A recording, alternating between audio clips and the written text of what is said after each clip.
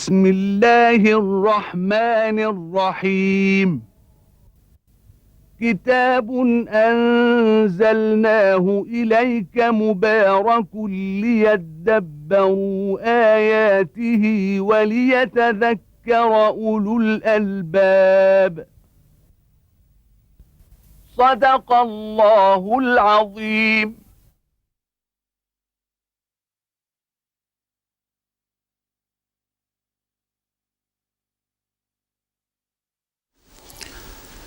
الحمد لله رب العالمين، والصلاة والسلام على عبده ورسوله الأمين سيدنا ونبينا محمد وعلى آله وأصحابه ومن اهتدى بهداه وعمل بسنته إلى يوم الدين.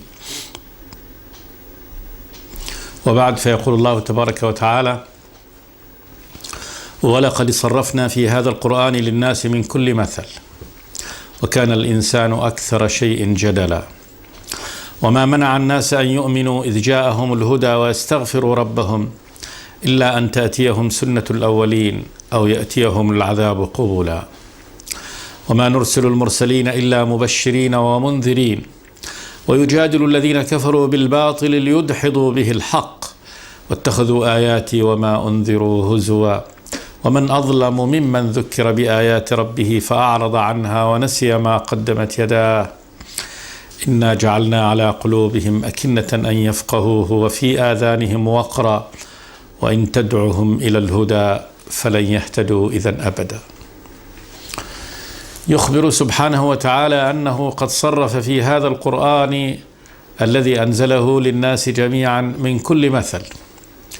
التصريف تنويع الخطاب، فهذا القرآن خطاب الإلهي، خطاب الله تبارك وتعالى إلى الناس جميعا، صرف الله تبارك وتعالى فيه من ألوان الخطاب تصريفا عظيما: الوعظ والزجر والتهديد والبيان والإيضاح والترغيب وضرب الأمثال للناس عندما يحثهم على عمل، يبين لهم ما هي نتائج هذا العمل وما الفائدة منه، ويضرب لهم أمثال بغيره، ماذا لو فعلوا وماذا لو لم يفعلوا. ويدخل الله تبارك وتعالى إلى الناس بهذا الخطاب من كل سبيل يمكن أن يبين لهم الحق، يوضح لهم السبيل، يرشدهم فيه إلى فعل الخير، إلى الانتهاء عن الباطل. والرب سبحانه وتعالى هذا كله من رحمته، فهذا خطاب كريم، هذا من رحمته سبحانه وتعالى بعباده أن يبين لهم هذا البيان ويصرف لهم ويعيد لهم القول ويكرره. كتابا في هذا الكتاب الكريم كتاب أنزلناه إليك مبارك ليدبروا آياته. الله نزل أحسن الحديث كتابا متشابها مثانيا تقشعر منه جلود الذين يخشون ربهم ثم تلين جلودهم وقلوبهم إلى ذكر الله. انظر في باب الوعد كيف يعد الله تبارك وتعالى عباده، فيبين في أنه من ينفق المال فكأنه يقرض الله تبارك وتعالى، هو يتاجر مع الله، سيعطيه الله تبارك وتعالى أضعاف ما أخذ. الفرق بين الدنيا والآخرة ماذا عنده سبحانه وتعالى مما أعده لعباده المؤمنين من النعيم والفرح والسرور والحبور. ويصف الله تبارك وتعالى الجنة بكل صفاتها: أرضها، أنهارها، أشجارها، ثمارها، فرح أهلها. فيعيد هذا القول ويصرفه أنواعا وتصريفا عظيما.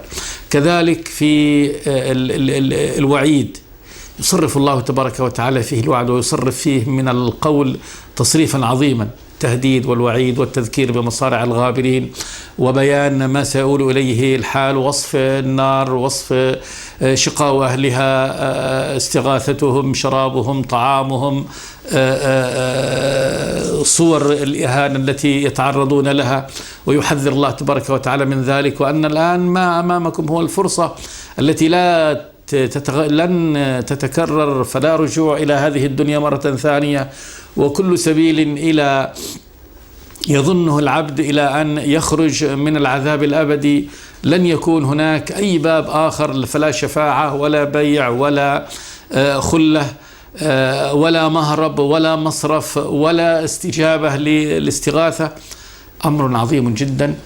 لا شك أن هذا الخطاب الإلهي الكريم القرآن الله تبارك وتعالى قد صرف فيه يعني القول تصريفا عظيما. ولقد صرفنا في هذا القرآن للناس من كل مثل، أي ليتذكروا وليتعظوا ولتظهر لهم الحقائق وليبين لهم يعني سبيل الله تبارك وتعالى. قال جل وعلا: وكان الإنسان أكثر شيء جدلا.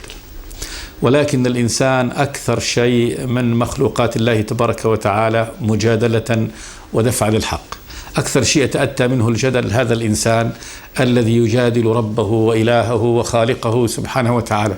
الله خالقه وبارئه ومصوره والمنعم عليه والذي بيده الأمر كله وإليه يرجع الأمر كله، يخاطبه ويناديه: يا عبدي هذا الطريق الصحيح، إياك ثم إياك أن تتنكب هذا الطريق. هذا الطريق فيه فلاحك في الدنيا وفلاحك في الآخرة. ومع ذلك الإنسان يجادل ربه ويخاصمه ويرد آياته سبحانه وتعالى. وكان الإنسان أكثر شيء جدلا. ثم قال جل وعلا: وما منع الناس أن يؤمنوا إذ جاءهم الهدى ويستغفروا ربهم إلا أن تأتيهم سنة الأولين أو يأتيهم العذاب قبلا. وما منع الناس هؤلاء الكفار المجرمين أن يؤمنوا بخطاب ربهم سبحانه وتعالى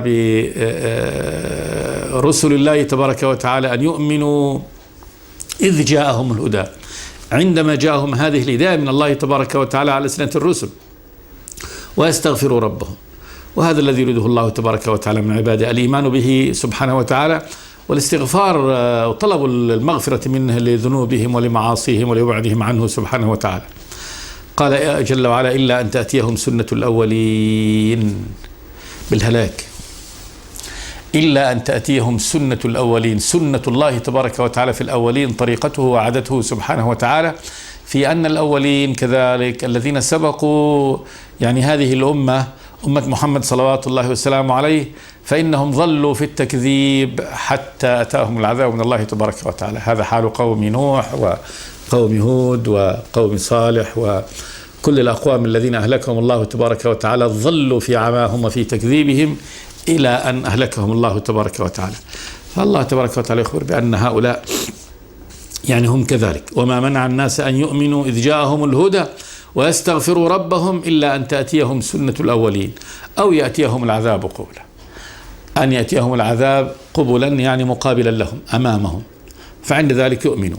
يعني لا إيمان لهؤلاء الذين قد عموا عن الحق هذا العمى وجادلوا ربهم هذا الجدال إلا أن يستأصلهم الله تبارك وتعالى بالهلاك كما كان للأمم السابقة، أو أن يريهم الله تبارك وتعالى العذاب أمام أعينهم.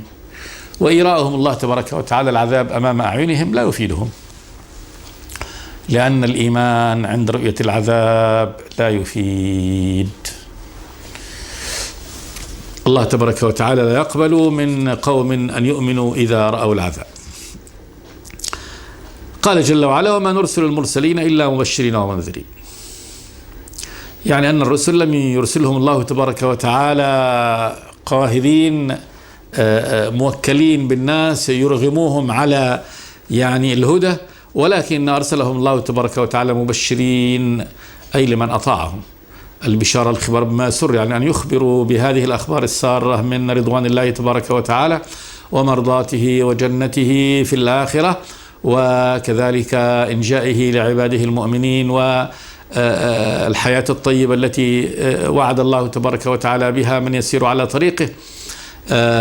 فهم مبشرين لهؤلاء، مبشرين لمن أطاع الله تبارك وتعالى بالفلاح في الدنيا والآخرة، ومنذرين مخوفين. منذرين، الإنذار هو الإخبار بما يسوء وهو التخويف والتهديد، فالرسل يبشرون أهل الطاعة وينذرون أهل المعصية. قال جل وعلا: ويجادل الذين كفروا بالباطل ليدحضوا به الحق. هذه عبارة فيها يعني سخرية واستهزاء بحال هؤلاء الكفار الذين يجادلون بالباطل ليدحضوا به الحق. وكيف يستطيع الباطل أن يضهر الحق؟ الحق هو الثابت المستقر الذي لا يتبدل ولا يتغير، والباطل هو الذاهب الهالك. وهؤلاء يجادلون بالباطل الذاهب الهالك الذي لا حقيقة له، يريدون أن يبطلوا به الحق الثابت. فالكفر بالله تبارك وتعالى باطل. الله هو الحق سبحانه وتعالى، فالله حق، وعيده حق، وعده حق، الجنة حق، والنار حق، وصراطه حق، والنبيون حق، والملائكة حق، ولقاؤه حق سبحانه وتعالى. فعندما يأتي إنسان يقول ينفي الرب تبارك وتعالى ويجحده وينفي الجنة وينفي النار وينفي البعث، باطل، هذا كذب. فكيف يغلب الكذب الباطل الحق الثابت المستقر؟ هذا لا يكون. ويجادل الذين كفروا بالباطل ليدحضوا به الحق، واتخذوا آياتي وما أنذروا هزوا. اتخذوا آياتي، هذه الآيات المنسوبة إلى الله تبارك وتعالى، القرآن المتلو النازل من الله تبارك وتعالى، الذي كل جملة منه إنما هي دليل على أنها من الله تبارك وتعالى، فهي آيات الله البينات الواضحات التي تدل بكينونتها ووجودها على أنها من الرب الإله الذي لا إله إلا هو، فإنه لا يستطيع أحد أن يأتي بمثل هذا القرآن. فهو كتاب كلام معجز تحدى الله تبارك وتعالى به الأولين والآخرين، فهي آياته. لكن هؤلاء اتخذوا آيات الله وما أنذروا والذي أنذروا به، اللي هي هذه النظارة، هذا التخويف، هذه الآيات النازلة بهذا التخويف الإلهي من العقوبة الشديدة، عقوبة الرب تبارك وتعالى في الدنيا والآخرة، اتخذوها هزوا، استهزأوا بها. فاستهزأوا بآيات القرآن، واستهزأوا بوعيد الله تبارك وتعالى وتهديده لهم. وكم في هذا من الإجرام ومن الضلال المبين. عبد يتلطف الله تبارك وتعالى به وينزل عليه كلامه ويخوفه ويبين له وكذا، ثم يرد ذلك ويستهزئ به ويستهزئ بالوعيد الإلهي الذي يوعد الله تبارك وتعالى به الكافرين، ويقول لن يكون، أو كما قال أبو جهل الزقوم هو تمر يثرب بالزبد، ونحو ذلك من الاستهزاء بما هدد الله تبارك وتعالى به الكفار من النار التي عليها 19، قالوا نحن نستطيع أن نغلبهم.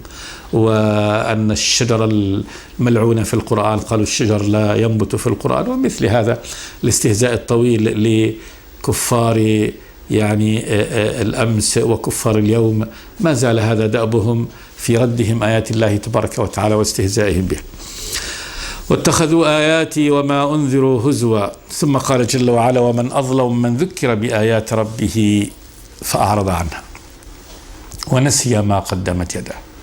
لما كانت هذه جريمة كبرى، أكبر جريمة، إن عبد تأتيه آيات الله تبارك وتعالى، خطابه الكريم، كلامه سبحانه وتعالى المباشر له، ثم يستهزئ به، ويأتيه وعيد الرب يخوفه ويقول له احذر، أمامك كذا وأمامك كذا من العذاب إن أنت تنكبت هذا الطريق.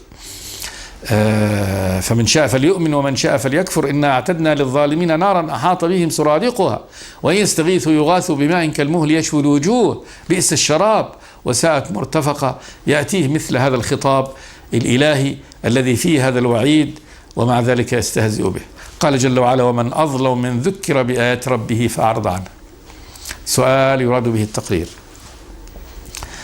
ليقال من أظلم؟ هل هناك أظلم من شخص تأتيه آيات ربه خالقه ورازقه ومولاه وإلهه الذي لا إله إلا هو، يأتيه الآيات من الله تبارك وتعالى ولكنه يعرض عنها؟ فأعرض عنها، أعطى عرضه عنه ونسي ما قدمت يداه.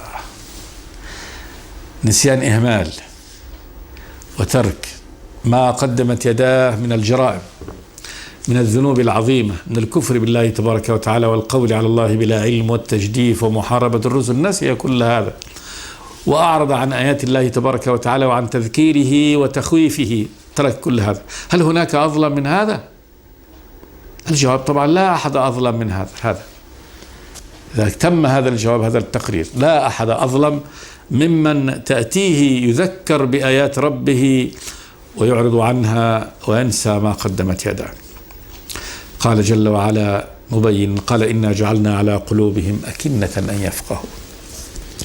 هنا يبين الله تبارك وتعالى السبب والسر في أن هؤلاء لا يؤمنون مع اتضاح الحجة وهذا الظهور وهذا البيان. أخبر سبحانه وتعالى أنه عاقبهم سبحانه وتعالى هذه العقوبة العاجلة في الدنيا. قال إنا جعلنا على قلوبهم أكنة. الكن هو الظرف والحفظ، غلاف على القلب الذي هو محل الفقه والفهم، جعل الله تبارك وتعالى عليها كن، يعني يمنعها من أن تصل إليها أي هداية. إنا جعلنا على قلوبهم أكنة أن يفقهوا. أن يفقهوا يعني حتى لا يفقهوا، يعني لئلا يفقهوا. والفقه هو الفهم الصحيح، حتى لا يفهموا هذا القرآن، فيقرأ عليه القرآن ويذكر بآيات الله ويخوف بما يعني في الآخرة من العذاب والنكال الشديد، ومع ذلك كأنه لم يتلى عليه شيء ولم يقرأ عليه شيء. وفي آذانهم وقرة، يعني جعل الله تبارك وتعالى هذا الحال كذلك. أعمى قلوبهم، جعل قلوبهم في هذه الظروف المقفلة يعني التي لا يصل من خلالها هداية، وكذلك جعل في الآذان وقر، ثقل في الأذن يمنعها أن يخترقها صوت، ما كأنه يسمع. وفي آذانهم وقرا وإن تدعوهم إلى الهدى، إذا دعوتهم يعني أيها الرسول إلى الهدى فلن يهتدوا إذا أبدا. فمهما دعوتهم بعد ذلك إلى هدى، وقد صنع الله تبارك وتعالى بهم هذا الصنيع، فلن يهتدوا إذا أبدا. لن يهتدوا إذا يعني، وهذا صنيع الله تبارك وتعالى فيهم. جعل أكنة على القلوب، وجعل في الآذان هذا الوقر الذي يعني الثقل والصمم الذي يمنعها من السماع، فإذا لا مجال بعد ذلك ولا سبيل إلى أن يهتدوا أبدا إلى الطريق. ثم قال جل وعلا وربك الغفور ذو الرحمة. وربك يا محمد صلوات الله وسلامه عليه. وهذا يعني إعزاز وإعلاء لنبي محمد صلى الله عليه وسلم، إذ أضاف الله تبارك وتعالى يعني أضاف النبي إليه سبحانه وتعالى، فقال وربك الغفور ذو الرحمة.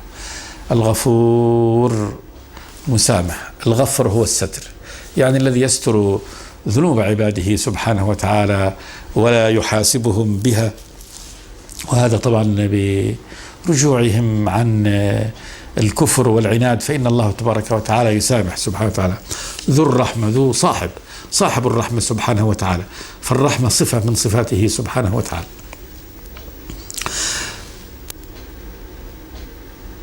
وبين هنا يعني كيف تكون مغفرته ورحمته لهؤلاء المجرمين. قال لو يؤاخذهم بما كسبوا لعجل لهم العذاب.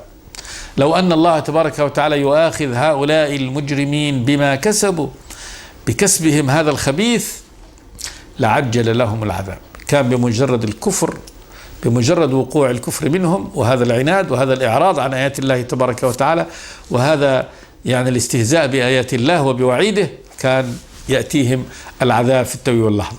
لكن الله تبارك وتعالى يعني لا يفعل بهم ذلك. لو يؤاخذهم بما كسبوا لعجل لهم العذاب، أي في هذه الدنيا. قال جل وعلا بل لهم موعد لن يجدوا من دونه موئلا. بل لهم موعد في الآخرة، وهذا لن يجدوا من دونه موئلا. الموئل الملجأ والمكان الذي يفر الإنسان إليه ليجد حماية، يعني حماية، ملجأ يلجأ إليه، هذا لن يكون. فلهم موعد لهذا العذاب يقع به. فالله تبارك وتعالى يخبر سبحانه وتعالى أنه من مغفرته ورحمته أنه يسامح يعني هؤلاء المجرمين ويمد لهم في الأجل، وربما في هذا الإمداد في الأجل يعني أن يرجع منهم من يرجع، يعني إلى الله تبارك وتعالى، فيقابله الله تبارك وتعالى بالمغفرة والمسامحة ويرحمه سبحانه وتعالى وينقذه مما فيه.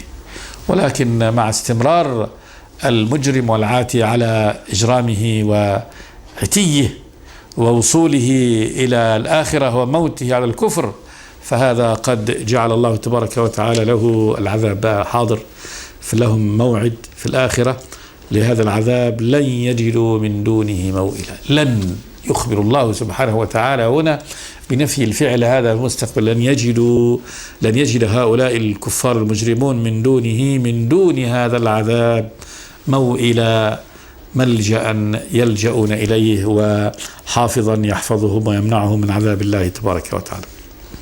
ثم قال جل وعلا: وتلك القرى أهلكناهم لما ظلموا وجعلنا لمهلكهم موعدا. وتلك القرى بالإشارة بالبعيد لهذه المدن العامرة التي عاشت وغنت وكثرت أهلها وعمروا وثاروا الأرض وعمروها وبنوا فيها. تلك القرى قوم نوح، قوم فرعون، عاد التي قالوا من أشد منا قوة، ثمود الذين كانوا في ديارهم في بحبوحة عظيمة من العيش ينحتون الجبال بيوتا آمنين ويزرعون في الأودية ولا أمتع منهم بحياتهم. هؤلاء القرى الظالمة الكافرة قال جل وعلا: وتلك القرى أهلكناهم لما ظلموا. أهلكهم الله تبارك وتعالى الإهلاك بأن أتاهم العذاب الماحق الذي استأصلهم وأزالهم عن وجه الأرض. قال جل وعلا: لما ظلموا بالكفر والعناد ورد رسالة رسله، هذا ظلمهم، وجعلنا لمهلكهم موعدا. قال جل وعلا: وجعلنا لمهلكهم موعدا.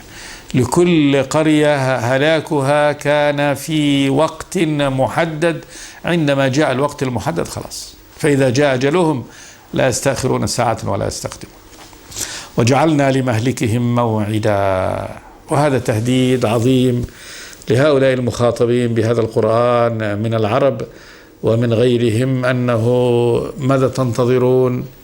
إما العذاب عند الله تبارك وتعالى الذي جعل له موعد في الآخرة لن تجدوا من دونه موئلا إن أتيتم الله تبارك وتعالى وأنتم على الكفر والعناد، وكذلك وإما العذاب المستأصل الذي يستأصلكم الله تبارك وتعالى به. وانظروا في مصارع الغابرين في القرى التي كانت قبلكم كيف أن الله تبارك وتعالى أهلكها لما حان موعد هلاكها.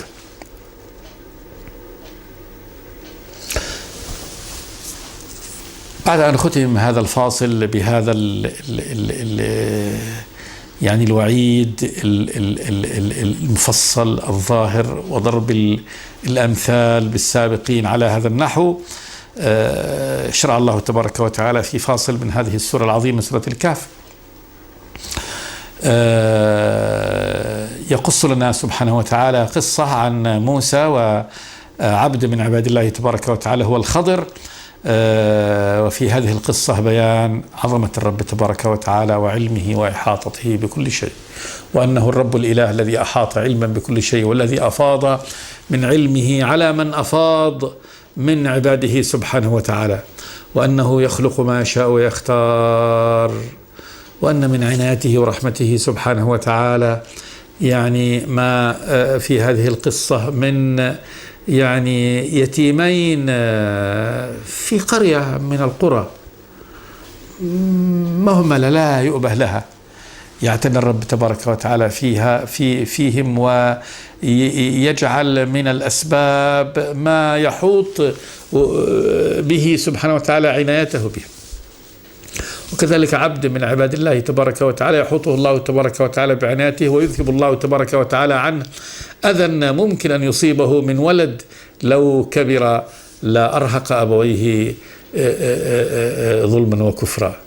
ومن جماعة مساكين يعملون في البحر تأتيهم عناية الرب تبارك وتعالى، الله يعتني بهم سبحانه وتعالى ويرشدهم إلى سبب من الأسباب ينقذ به الوسيلة التي يعتاشون بها، وهي هذه السفينة.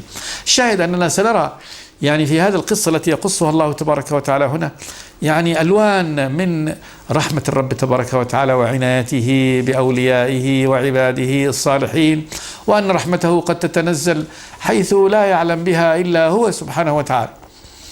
فهذا موسى بن عمران عليه السلام رسول عظيم من بني إسرائيل، كان وقف يوما ما في قومه وخطب فيهم وقال له قومه: أي موسى، يعني أي رسول الله، هل هناك في الأرض من هو أعلم منك؟ فقال لا، ولم يستثني، لم يقل لا أعلم أو العلم عند الله تبارك وتعالى، وكان يظن أن هو رسول في بني إسرائيل، وأنهم بنو إسرائيل هم الذين يعني في الأرض كلها هم على دين الرب تبارك وتعالى، وأنه لا يوجد من هو أعلم بالله منه في هذه الأرض كلها. فأخبره الله تبارك وتعالى وحال له أن لي عبدا بمجمع البحرين هو أعلم منك. ومجمع البحرين في أرض مصر التي كان يعيش فيها موسى عليه السلام في هذا الوقت. وقال له الله عز وجل: هناك عبد لي لا تعلمه، هو مجمع البحرين، هو أعلم منك. فقال: يا ربي دلني عليه. فقال له: خذ حوتا في مكتل، فإذا فقدته فثم، أي عند مجمع البحرين. شاهد أن هذه القصة تأتي في هذا السياق لبيان عظمة الرب تبارك وتعالى ورحمته وعنايته بعباده المؤمنين، وكذلك صنيعه سبحانه وتعالى بالكافرين. فهو الرب الإله الذي أحاط علما بكل شيء، والذي لا يغيب عنه من أعمال عباده شيء سبحانه وتعالى. قال جل وعلا: وإذ قال موسى لفتاه لا أبرح حتى أبلغ مجمع البحرين أو أمضي حقبا، فلما بلغ مجمع بينهما نسيا حوتهما فاتخذ سبيله في البحر سربا، فلما جاوزا قال لفتاه آتنا غداءنا لقد لقينا من سفرنا هذا نصبا. يخبر النبي صلوات الله وسلامه عليه كما جاء في حديث الإمام البخاري أن موسى وقف خطيبا في قومه، فقال له قومه بعد ذلك: أي موسى، هل هناك في الأرض من هو أعلم منك؟ فقال لا، ولم يستثني، لم يقل يعني الله أعلم. فأوحى الله تبارك وتعالى إليه أن لي عبدا بمجمع البحرين هو أعلم منك. ومجمع البحرين هو التقاء يعني البحرين، التقاء البحر العذب بالبحر المالح.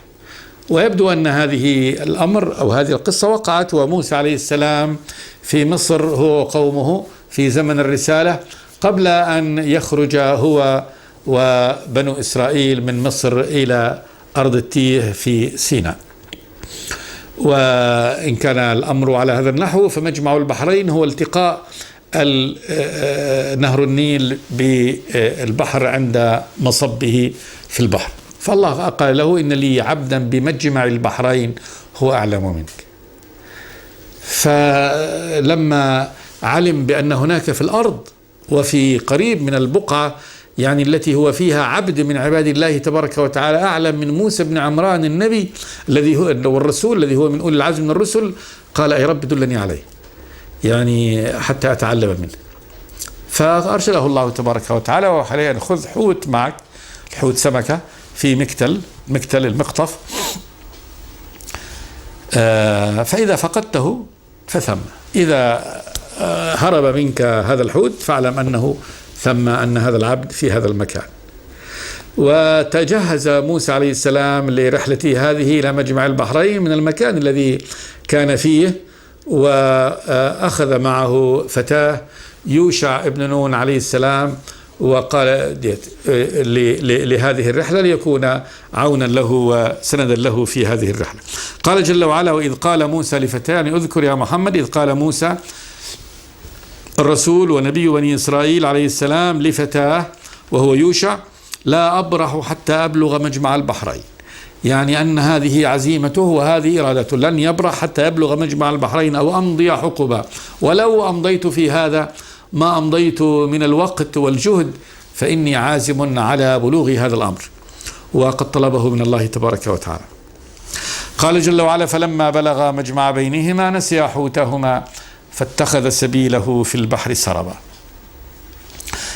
لأن الوقت أدركنا نعود إن شاء الله إلى هذه الآيات في الحلقة الآتية. أقول قولي هذا وأستغفر الله لي ولكم من كل ذنب، وصلى الله وسلم على عبده ورسوله محمد. بسم الله الرحمن الرحيم. كتاب أنزلناه إليك مبارك ليدبروا آياته وليتذكر أولو الألباب. صدق الله العظيم.